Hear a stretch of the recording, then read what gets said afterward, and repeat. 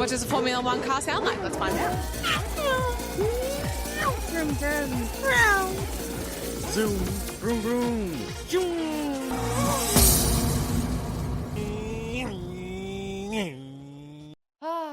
We're here. Welcome to the new Paddock 43, but still the same Paddock 43. It is just me, Elle. Guys, I hope you had a lovely, lovely break. It is actually sometimes nice just to step back and take some time for yourself. And that is exactly what I've been doing. I don't think the F1 world really has been doing that. I think Lando Norris has probably been doing the most out of everyone. And you know what? Bloody oath. Good on him. So he should. I would love to be living Lando Norris's life right now. He looks like he's had the most fun. Obviously, we've seen a lot of yachts, tennis clubs, shopping, DJ sets, a bit of everything. Lewis got a new dog. Also, Kimi looked the most uncomfortable at I was going to say an F1 event, but no, he had a DJ set.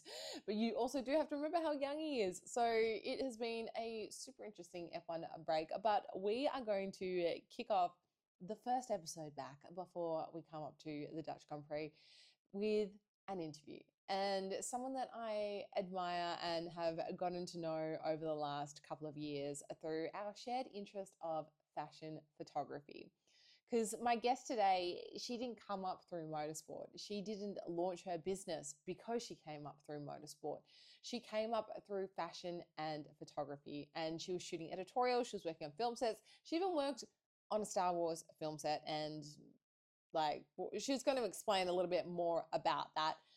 But Esme Buxton, she, in just under a year and a half, has created one of the most viral F1 magazines there is. What started as a Substack at Instagram has just grown. She now has full print. She's even had 2 Ateliers at the Monaco Grand Prix and the British Grand Prix, which Principal, the label, was really lucky enough to be involved in both. And she's just wanting to give everyone access to F1 that they all are craving and really provide an emotional and a human insight into this sport that we absolutely love. So I hope you enjoy this chat with Esme. I love and respect Esme so much and for everything that she has built, and I'm looking forward to you guys hearing it. My very first guest back being solo, Esme. How are you? Hey, Al, I'm good. It's so good to see you. Congrats on going solo. I know. Oh, it feels weird. I miss Pat. Pat, if you're listening, I miss you, but happy to keep the brand going alive for everyone that is listening. But as I feel like I only just saw you the other day. I know. Yeah. Oh my gosh. Yeah. Time flies in F1 world, doesn't it? Like, it seriously does. And for anyone that doesn't know, sort of give me like an elevator pitch on who you are and why you are in the F1 world, because that is how we met ultimately. Yeah, of course. Yeah. So I'm Esme. I'm the founder of the Paddock Journal. I started as a fashion photographer and saw sort of a niche in the market where I thought there was a space for fashion and culture to enter F1 in a more sort of deeper, more meaningful level. And so I thought, why not start a publication that kind of looks at the culture around motorsport rather than the cars themselves? It's the people, it's the brand deals, it's everything going on behind the scenes. And the Paddock Journal was born a year and a half ago. It's crazy. It's been a year and a half. I feel like it was only a year ago that you were here in Melbourne. I know. And we actually first met for a coffee, and you had only just sort of started doing it, but you now have one of the most viral publications on social media and one of the most well-known publications. So to have you on is phenomenal. But as you mentioned, photographer, you were a photographer first and foremost, and that is what we originally started bonding over. It wasn't just F1 because, you know, people might not believe it, but people in F1 also have other interests or have done other jobs. And one of those is you photographed Star Wars sets, I believe. Is that correct? And like, what was that like compared to shooting F1 stuff? Yeah, so with the Star Wars stuff, I wasn't photographing it. I was working in the locations department. So I'm not like you actually, Al. I've worn a lot of hats in my life. Yeah.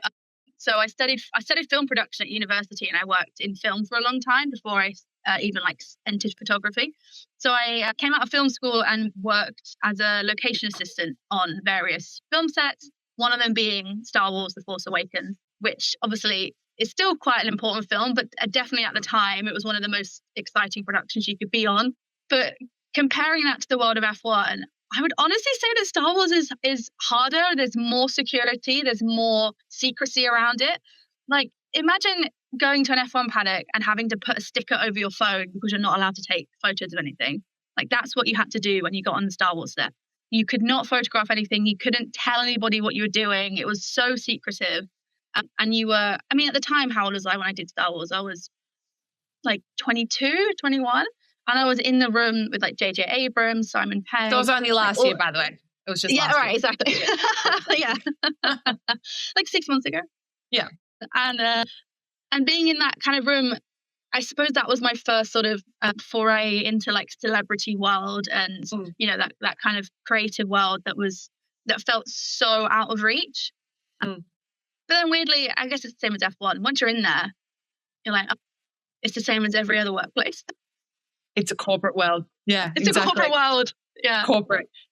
Stickers on your phone, obviously that makes sense for a production like Star Wars. And I imagine they did maybe similar things for the F1 movie. I'm actually not sure. But do you ever think that you would see the F1 paddock one day going, no more photos and stickers on guest phones? Like, do you think that could be a thing? I do. I don't know how you feel about this as well, but I feel like there are two kind of like ecosystems at play in the F1 world. There's the pure racing ecosystem, right? The kind of the hangover from the Bernie Ecclestone era, which kind of rejects this new direction that F1 is going in, which is the more entertainment side of it all, who probably would love there to be no phones in the paddock, no one other than the engineers and the team principals in there, you know, get rid of celebrities, get rid of influencers and just keep it pure motorsport. So I think that side would probably love there to be a total ban on filming and phones. But then I think on the other side, which is the direction it is going, and the cohort which is larger and getting larger, is we want more access, we want to see more of what's going on, we want more phones, more filming, more people in the paddock, especially fans, right? That's what we hear constantly, and I'm sure you do as well, that they want more fans in the paddock, more fans getting the access that the celebs get. So I don't think it'll make economical sense for F1 to draw back and become more secretive, but then there needs to be a line somewhere. And I'm not sure what that is. Yeah. Would you almost say that F1, especially in the paddock, almost feels untouchable right now anyway for the average fan? I mean, even if you buy a GA ticket, I feel I haven't been to many races overseas to compare various general admission tickets, but in Melbourne in particular, you get a GA ticket and you get a lot with that ticket. People here in Australia complain about the prices, but comparatively, that is not a word. Comparatively, our price is pretty fair for what is on offer in terms of entertainment for everyone. You can bring in your own food and drink. There is access points where you can go watch the cars, and then you've got things like Melbourne Walk. Do you think that F1 is almost becoming untouchable for the average F1 fan?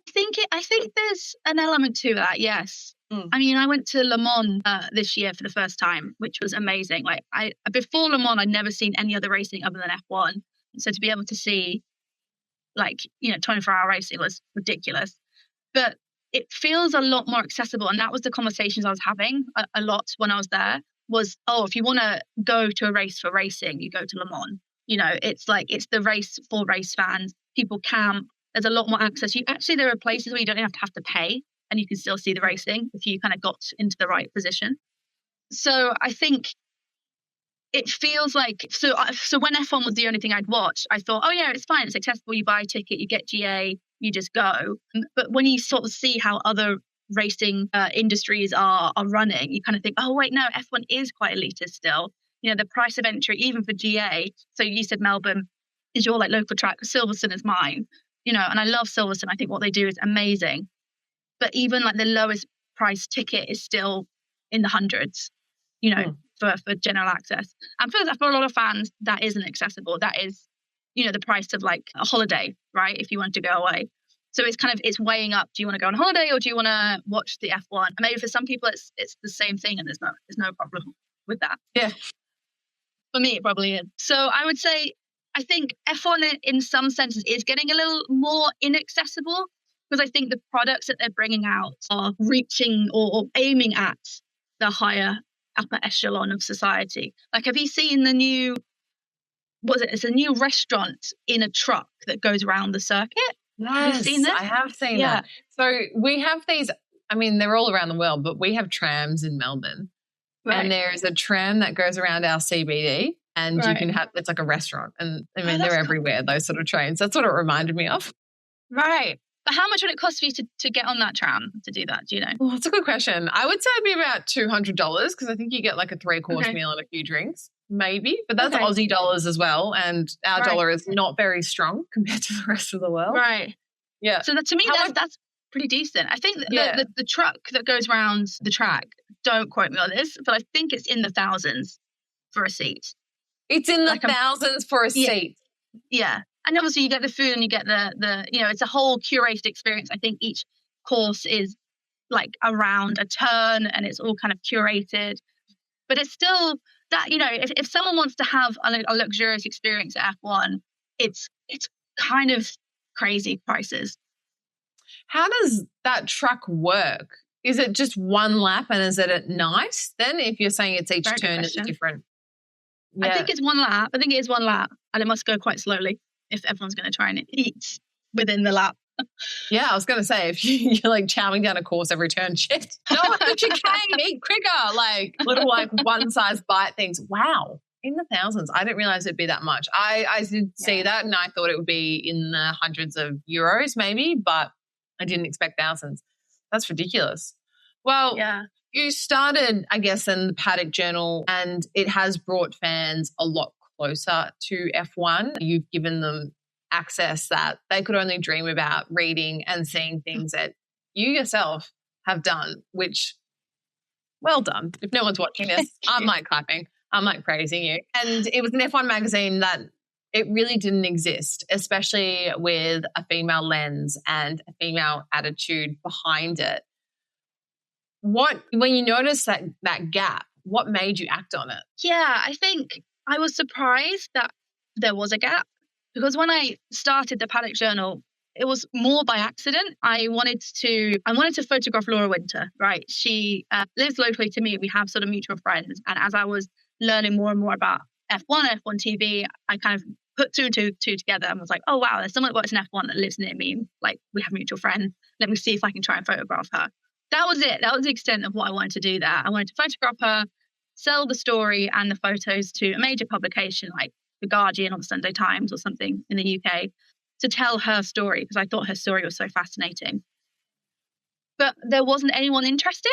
Like, no one got back to us and said, yeah, this sounds like a really great story.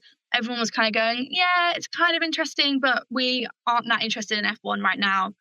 What they wanted the Gabby Logans of the sporting world or the Claire Baldings, the faces that are, I suppose, on the BBC and, Channel 4 more regularly. They didn't see any benefit in working with Laura Winter yet, which I thought was ridiculous. So I thought, okay, there has to be a publication out there that focuses on the fashion and the culture of Formula One, because you see that in football, you see that in rugby. There are these publications or these Instagram accounts, at least, that kind of give you a fuller story of the sport. And so I did a bit of research and I couldn't find anything. There was some sort of Instagram accounts popping up that were looking at the fashion side of Formula One, but nothing that had that female lens, that had a kind of a Vogue-esque feel to it and that felt high end and felt curated. So with my kind of background in fashion photography, I've never run a magazine before, but I've worked with magazines a lot. I understand how that works. I've worked in marketing for a very long time and obviously film production. So I understand how to make things work and how to run stuff. So I thought I would just give it a go and just see if there really is a niche there and if there is something that other people also really wanted, or if I'm just crazy and it was, I just wanted to try something new for myself. The best things always happen accidentally, in my opinion. Yes, that's true. Yeah. And just having the audacity to try, right? Yeah.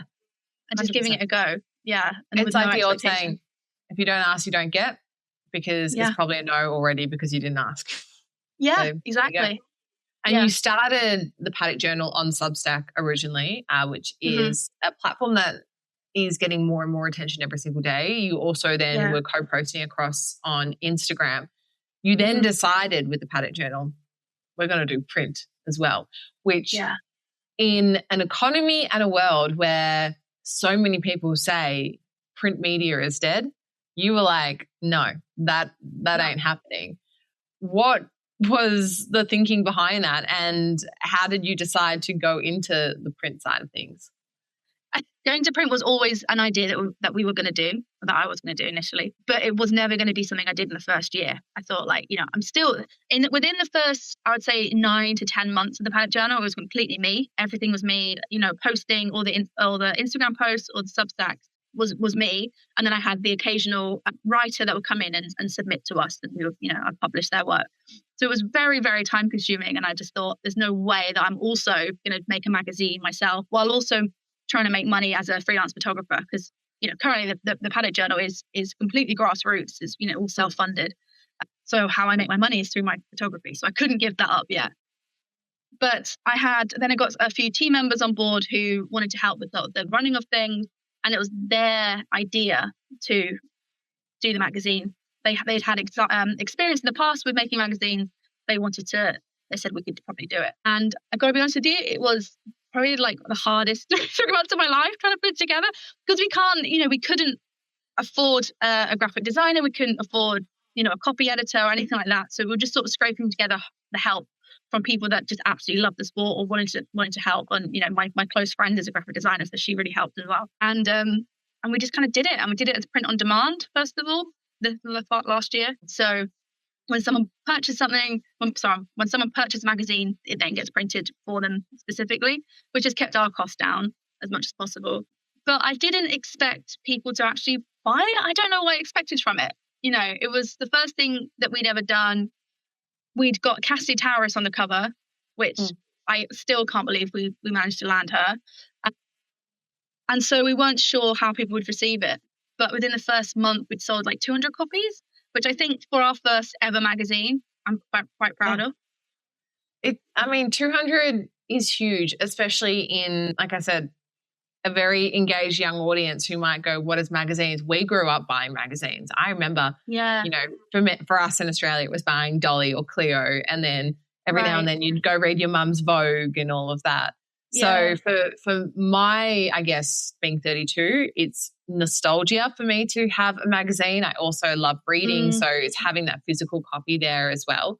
But you would almost think that the younger audience wouldn't reciprocate that, because they're just so used to being online and chronically online. Right. But they're the ones loving your magazine. Yeah, they do. And I think younger generations are looking to go offline more. I mean, I remember, was it Shawn Mendes last year? He, like, one of his singles came out and he put it on a cassette tape. And like, that was his PR. Yeah. So he sent everyone a Walkman and a cassette tape. I know. So it's like, so I think going offline is more and more appealing to people. But you have to tell everyone you're going offline though. You do. You can't do it secretly, or No. Has to be an Instagram post about it. Yeah. Otherwise, how do you know that it worked? How do you measure that KPI? So I think people do want physical media. Physical media is not dead. I think it's dead in the sense of, you know, you watch Devil Wears Prada, right? Or like the Vogue from the 90s. That level of print media is probably not coming back, and, you know, in the way that we want it to. There's not as much money in it. There's not as many, you know, I couldn't imagine us having a huge office for the Paddock Journal, as much as I'd love to. Maybe we'd have a little office. Never say never. But you never say never. That's true. I'm going to clip that, and then when you do have a huge office, I'll be like, remember this moment. That's an Instagram reel, isn't it? But yeah, but people crave physical media. I think people want to take things home and want to put things on their wall and not spend their whole life behind a phone. And the magazine is only annually. We're not doing it any more than an annual magazine for now.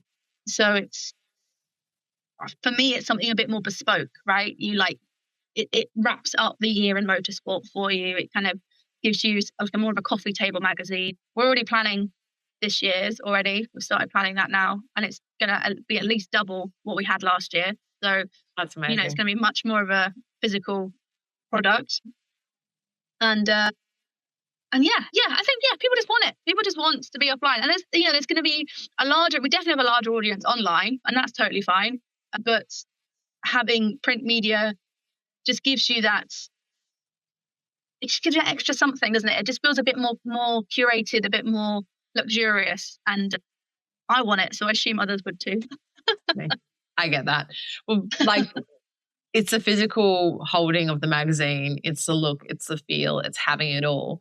And then you expanded that one further and you're like, let's give everyone an experiential view of the Paddock Journal as well. And you created the Atelier, which I'm not even going to do it justice by explaining what the Atelier is. Principal was involved. We can talk about that afterwards. Very much so. But I want to hear in your words what this process was, what it is, and why the Paddock Journal got involved.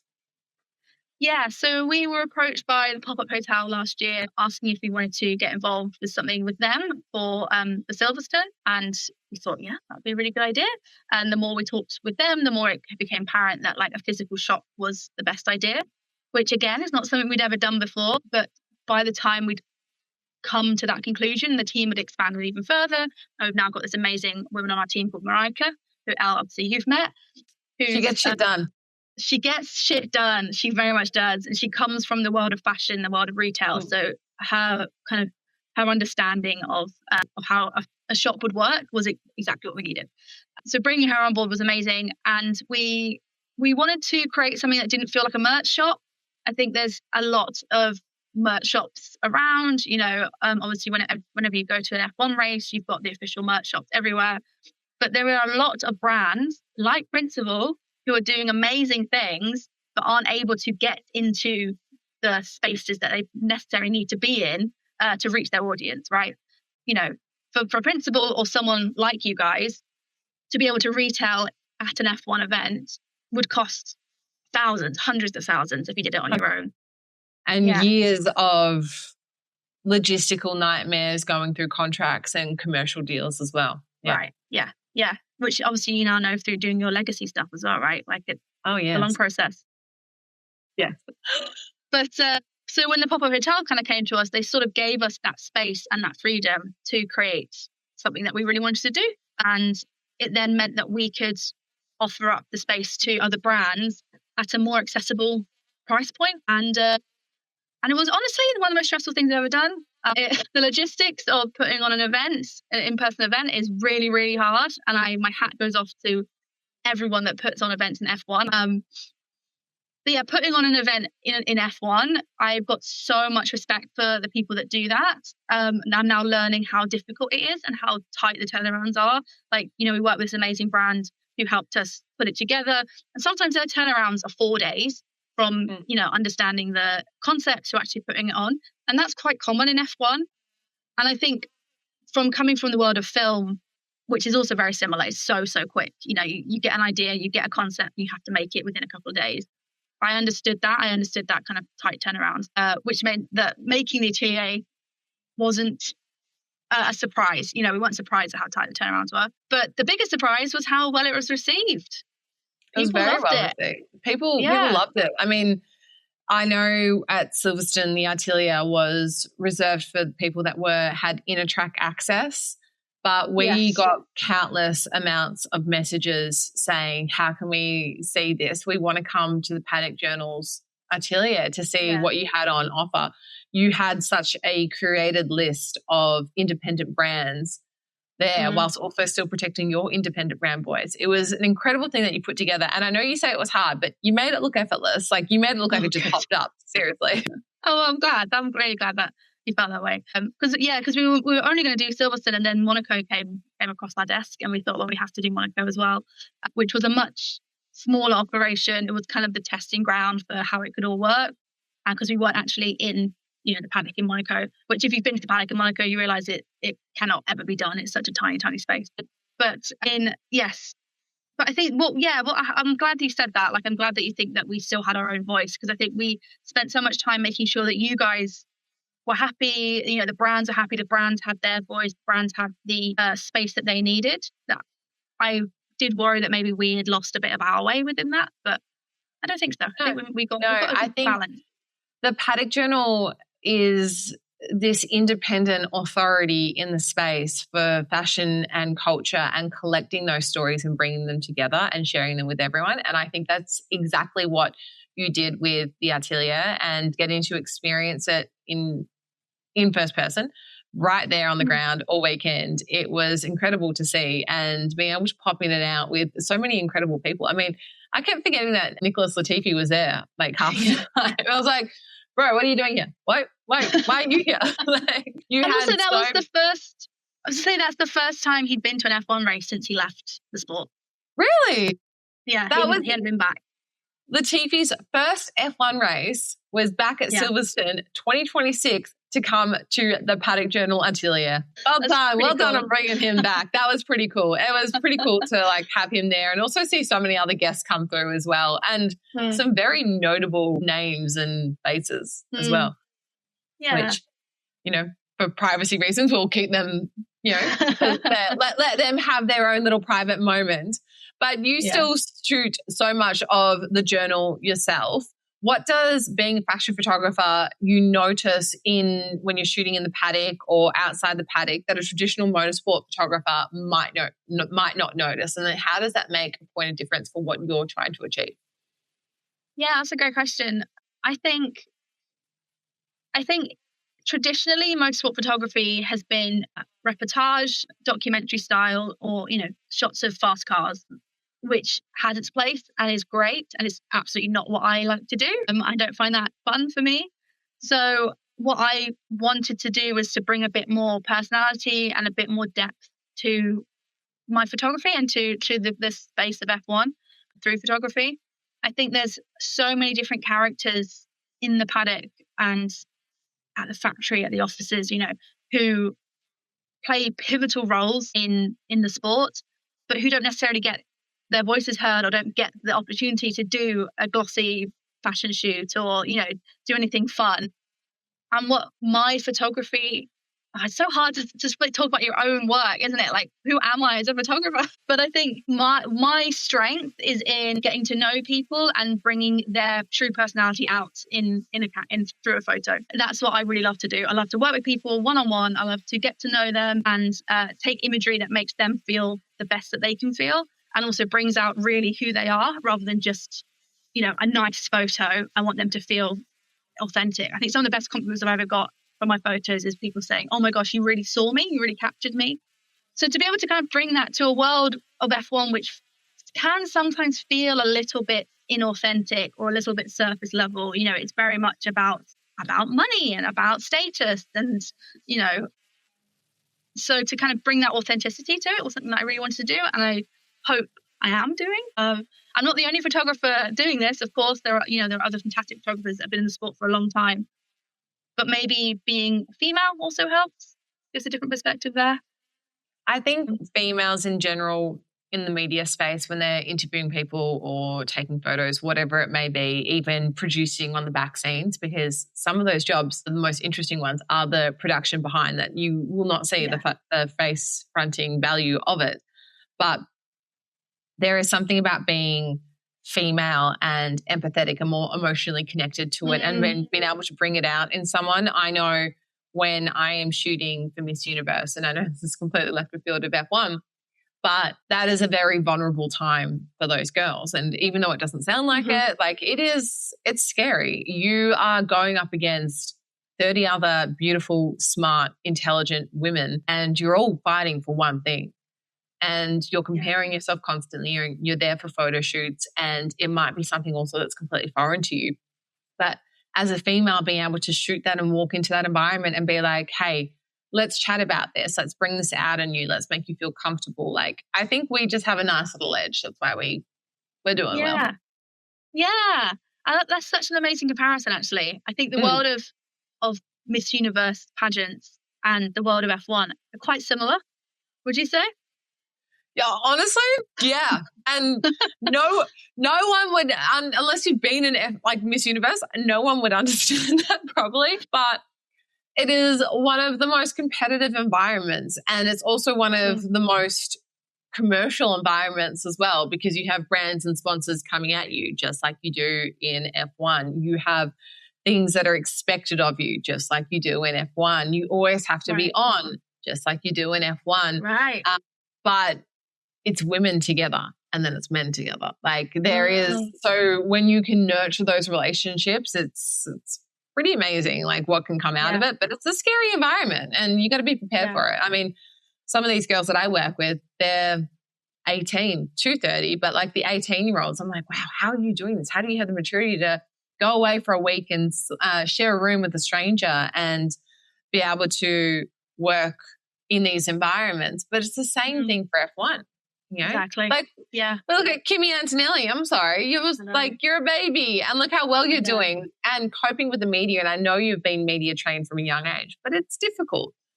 It is. Yeah, I think that's something that people don't necessarily realize with F1 and being in the paddock. It's quite an intense environment, especially for the drivers, right? You know, they're meeting so many different people and they are saying so many different things. Probably they're saying the same thing over and over again across a race weekend, right? They're having the same interviews. So what I want to do is try and bring that difference, try and, you know, bring that authenticity, let them feel like they can let their guard down a little bit more, or, you know, show a bit more of who they really are rather than the media trained version of themselves, you know. And I mean, we've had times where we interviewed Liam Lawson once and said, like, oh, we're not going to talk about racing. We're going to talk about music and culture. And he went, oh, thank God. So, you know, they're bored of talking about racing. Yeah. Which is funny.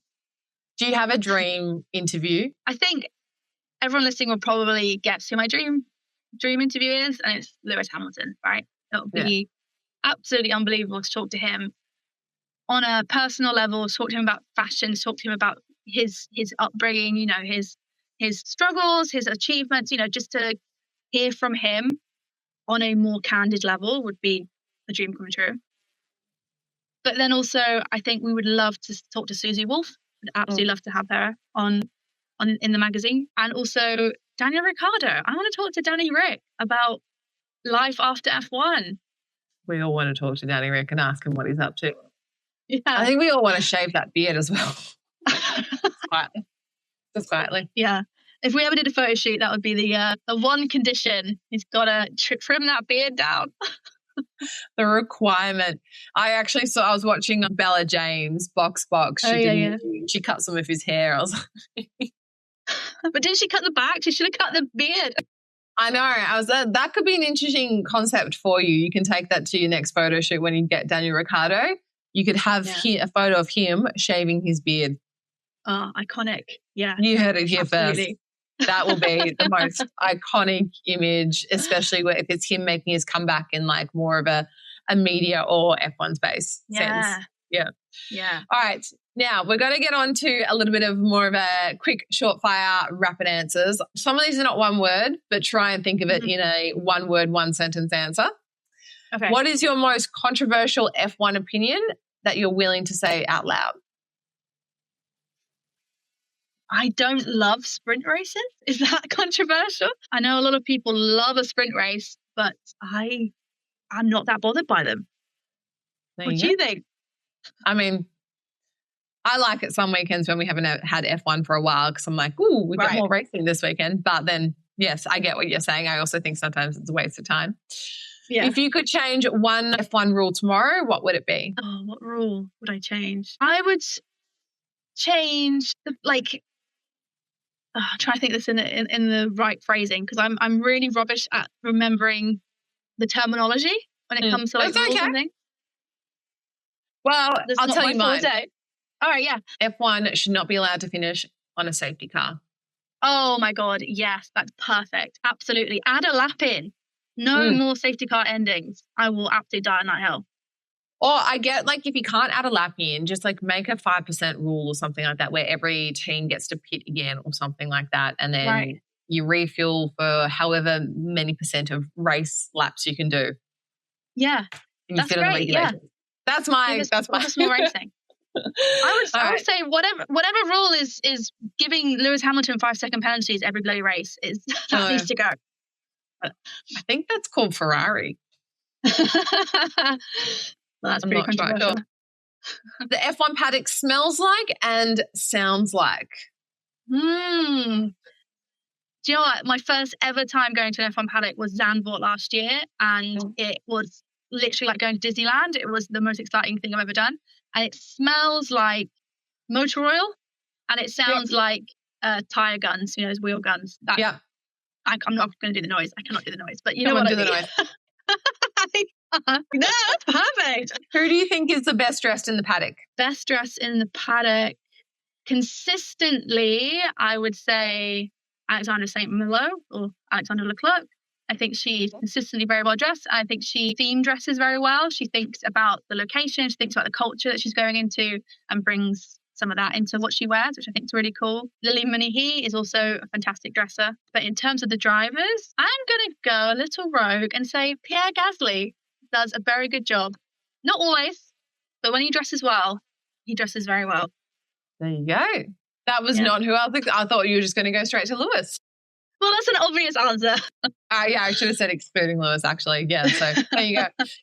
Who is the most underrated driver right now? The most underrated driver? I think Arvid. I think Arvid needs to get his flowers. He's doing a very good job for his rookie season. He's in the points consistently. You know, he's pretty good at what he does. He's got a lot to learn, but I think for his first ever season in F1, people are overlooking Arvid, and he needs more fans. Needs his sunshine. Maybe that's who you need to get on the magazine next. Yeah, maybe. Most starstruck you've ever been? Most starstruck, probably going into a fancy hotel room in Miami to interview Charles Leclerc. My hands were shaking. He looks exactly how he does in pictures. And no, that's very rare to say about people. You know, pictures often make people look a lot better than they do in real life, but he looks exactly the same. His skin is completely perfect. I'm very jealous. I don't know what his skincare routine is, but he needs to drop it now. Charles Leclerc, if you're listening, drop the skincare routine, please. What is one F1 storyline that you're tired of hearing about? I think anything that feels gossipy, anything that's kind of trying to find a story that isn't there, you know. I think I'm quite impressed actually with, you know, Alexandra Leclerc. There is clearly something brewing there. I don't want to say the words because, you know, no one else is. But no one is talking about it. And I think this is the first time that I've seen the F1 paddock be so respectful on someone's choices. You know, any other industry would have been all across the news. TMZ would have had a field day, you know, if it was the red carpet, if it was Zendaya, right? Turning up to a red carpet without announcing anything. But it was clearly obvious what was going on. Everyone would have gone crazy. But no one's talking about it. And I think this is the first time I've seen sort of the F1 paddock be respectful in that way. And I'm proud of us. The F1 paddock is a tight-knit community. I feel like when it needs to be respectful, it really can be. And that is also why everything gets around the F1 paddock really quickly as well, because it is a tight-knit community. So, like if you do something wrong, it's going around. Yeah. I think people don't realize that yes, you will get known. It will come honestly. out. The best thing, if anyone wants advice on how to get into an F1 paddock, it's be a nice person. Just be a good person. Don't make anyone's life difficult. You know, only add to the environment. Don't try and take anything from this for yourself. You know, just give back, and people will love you. Do you get people asking you all the time how to get in the paddock? Yes. People are always messaging me saying, you know, can I write for a full Paddock Journal? Can you get me into the paddock? Or, you know, hi, I'm going to this race. Could you get me in the paddock for this race? And I've got to say, unfortunately, no, I just can't. Like, unless, you know, the only way I can get you in the paddock is if you literally have something to offer the paddock. You know, if your presence and your voice and your take is missing from the paddock, then yes, we can bring you in. Otherwise, if it's just to view it, unfortunately, I'm not the person to ask. There are people much higher up than me who can get you a VIP pass. It's not me. It's a strict one. And Monaco and a yacht for one weekend, or access to one team's garage for the entire season. That's a no-brainer. It's the garage, right? I mean, what kind of cool things are you going to see in the garage? I think also the Monaco yacht is a really fun experience. I did it for the first time this year. It's so much fun. Don't ever knock it. But I'm a storyteller and I love narrative and I love being in the heart of the action, and you can't get any closer to the action than the garage, right? It's an experience. And that's one also where I always think to be respectful when we're talking about like being respectful in the paddock as well. So many times, like I've been in a garage and they say no photos, they say no phones. Like when you enter past a certain point, they're like, hey guys, no photos, no phones. And I still see people taking photos and pulling their phones out. I'm like, we were just told, like, you know, unless you're specifically told, like, hey, yeah, you can take a photo in here, like in this area. Like, I don't know. I have an issue with that. Yeah, I think it's because it's not just a silly rule for the sake of it. You know, they've got team secrets on show and IP. Yeah. It's IP. Yeah, exactly. What's a prediction that might age badly for the rest of the season? That Ferrari are going to do really well. I mean, that's been a prediction for years, isn't it? You know what? Lewis is doing all right for Ferrari, all things considering. Yeah. My dream scenario for the rest of the season is that Kimi and Lewis are neck and neck and they are battling it out for, you know, world champion, and it goes down to Abu Dhabi and it's between the two of them and Lewis eventually wins. That is the story that I'm praying happens. But as we all know with Ferrari, probably won't. Well, Abu Dhabi might not even be on the calendar. Well, that's true. That's true. It might be the Abu Dhabi Grand Prix in America or something. Or in Portugal or Turkey. Portugal. Yeah, exactly. Yeah. Many options. All right, Paddock Journal in 5 years, one word. Domination. Great word. I was hoping you were going to say something like that. Look, you've already provided a little bit of advice, but I just want to wrap this up because I know so many people are probably reaching out to you all the time. What is one piece of advice you received when you were starting out that you wish you could tell other people and to not ignore? Don't ignore this advice. Yeah. I think it's to put yourself out there, is to not, I think what I get out a lot, and maybe you do as well, is a lot of people asking, I'd love to ask your advice on how you did what you did. You know, how do you get in the paddock? How did you start the Paddock Journal? And the answer is really boring, and it is that I just tried and I just gave it a go and I used knowledge that I had and I learned what I didn't know and just figured it out and just got in touch with people. And, you know, I had the audacity to find who runs F1 Academy and follow them all on Instagram and let them know what the Paddock Journal's doing, or, you know, finding who is in the sponsorship department for F1 and just reaching out to these people and letting them know that you're doing cool shit that they need to know about. Just do it. Just do it. Don't keep asking for advice. Don't keep asking for the playbook. There is no playbook. There is no one way into F1. There is no one way into motorsports. There is a billion different ways. Just make sure that you are doing something that is authentic to you. Don't try and be an influencer if being an influencer doesn't feel right for you, and bring something new to the sport. You know, like I said before, bring something new to the sport that hasn't been done before. Don't look at, you know, we spoke about Bella James. Don't look at what Bella James is doing and think, I want to do what she's doing because she's doing what she's doing. Do what you can do well, and there'll be space for you. So just do it. Just do it. The old Nike terminology, honestly, just do it. Look, I say the same thing to people all the time, and I've had a lot of people ask me this year, and I know I said I was going to wrap this up, but now I've got a conversation I want to talk to you about. But the discourse after the Australian Grand Prix the last 2 years has been, oh my God, it was just full of influencers, like, oh, you're just taking up the sport, blah, blah, blah.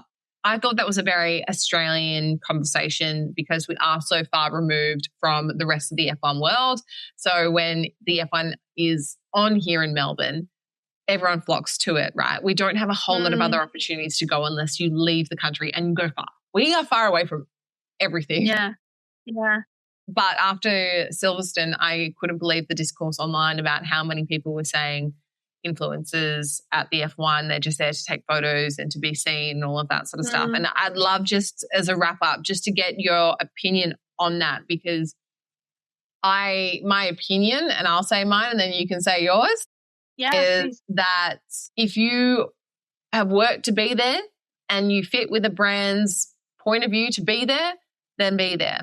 But don't be a nuisance and actually provide value and substance, not just presence, is my opinion and feedback. What about you? I would agree on that. I would also say that the people that have issue with influencers being there aren't looking at F1 in the right way. I think as a fan, and I totally understand. As a fan, you see someone in the paddock that isn't you, who doesn't seem to be adding anything that you would bring, and it pisses you off, and you think you deserve to be there. That's totally valid.